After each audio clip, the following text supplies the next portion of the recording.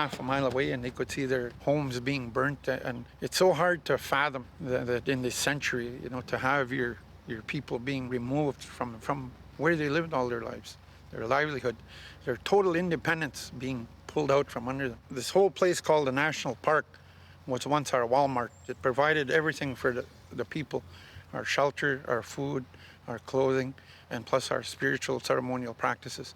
So everything was right here that we needed. And I guess when the visitors saw the pristine area, how beautiful it looked, they wanted to keep it that way. And I'm glad they did. I think that was one good thing that did happen, was a park was created. The unfortunate thing was the original inhabitants were kicked out of the area.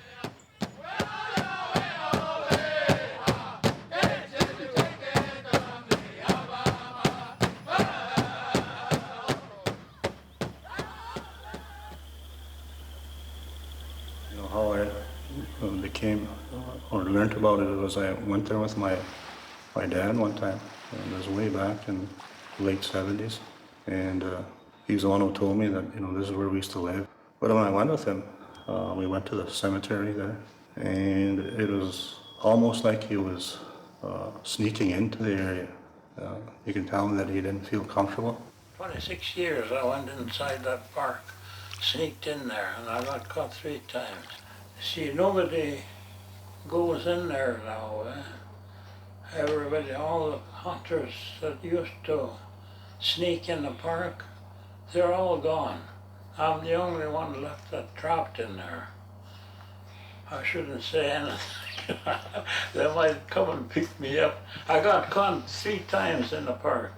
Reconciliation has to be a true reconciliation. If I hurt you today in any way and I apologize to you, do I just walk away and leave you, or do I make amends? I should try and make amends. Depending on the level of hurt that I presented to you, I should try and make amends. The level of hurt that was presented to our people is a totally extinguishment of their life that they had at that time, and a loss of their lands, and a loss of the lake that they used so freely. Can you imagine being told, you have to stay home now, you can't even shop in town? That's how our people felt at that time. Those stories need to be told. Those feelings need to be shared so that the understanding is there.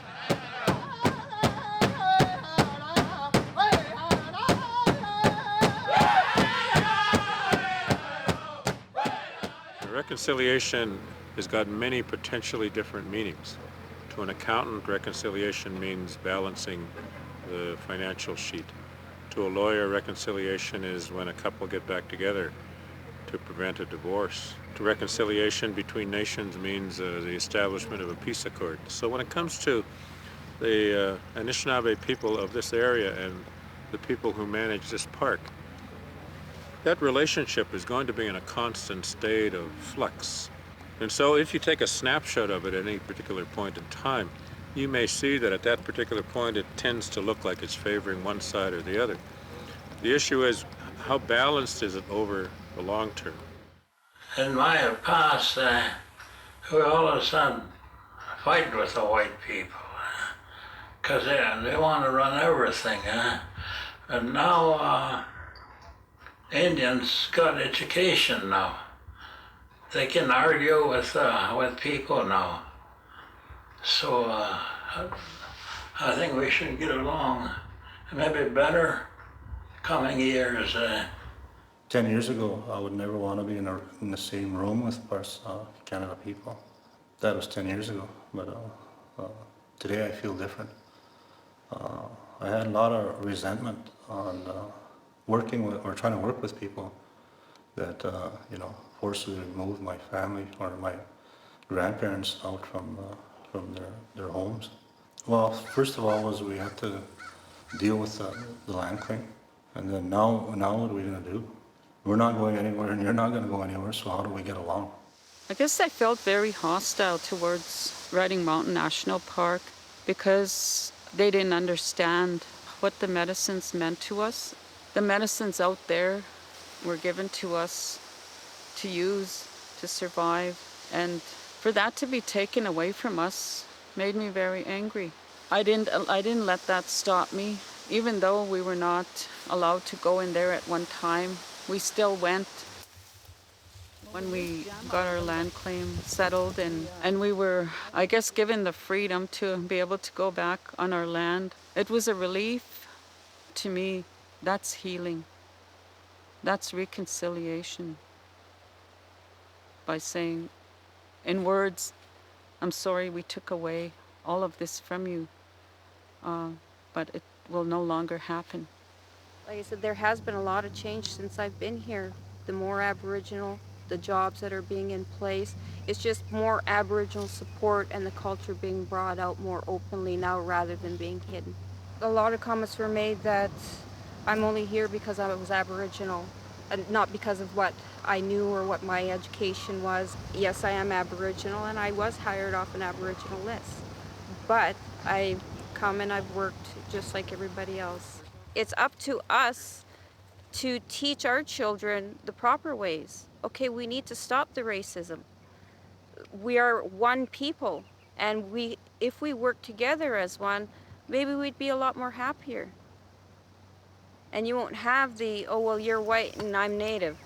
I even get comments from our own, with our own people. Our own people, like they harass you because you're in a Parks uniform. They're like, you're just trying to be white. That's the comment that the Aboriginal people will give you. It could be from all the hurtful things that they've gone through in the past with the white man, you know, all the hurt from the residential schools, us being removed from our land because of national parks. The white man has pretty much booted us off everywhere and took over the land. And so the Aboriginal people are very cut deep with that. That's what they should be talking about. And talking about, yes, the inhabitants of the original peoples that were here are still here. And they're located along the sides of the park. But that truth should be told to how they were taken off the land. It gives you more respect, I think. It gives both parties more respect, because the visitors that came here just didn't say, oh, wow, look at this great land. I'm glad no one's here. We were here.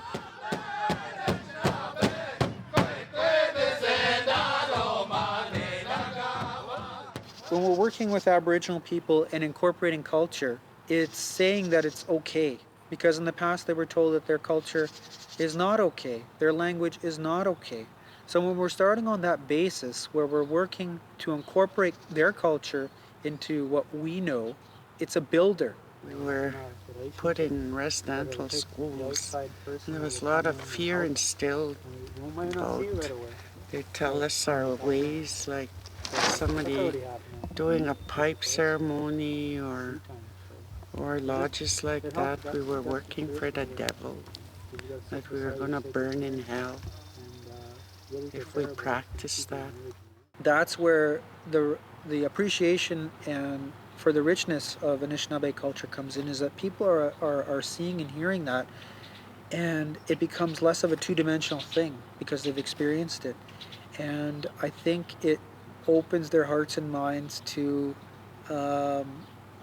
really getting to know the Anishinaabe in a way that they probably never could have. When we're working with Indigenous people and Anishinaabe people here, language is very important for them too. What would it mean, let's say, to an Anishinaabe person driving into the park?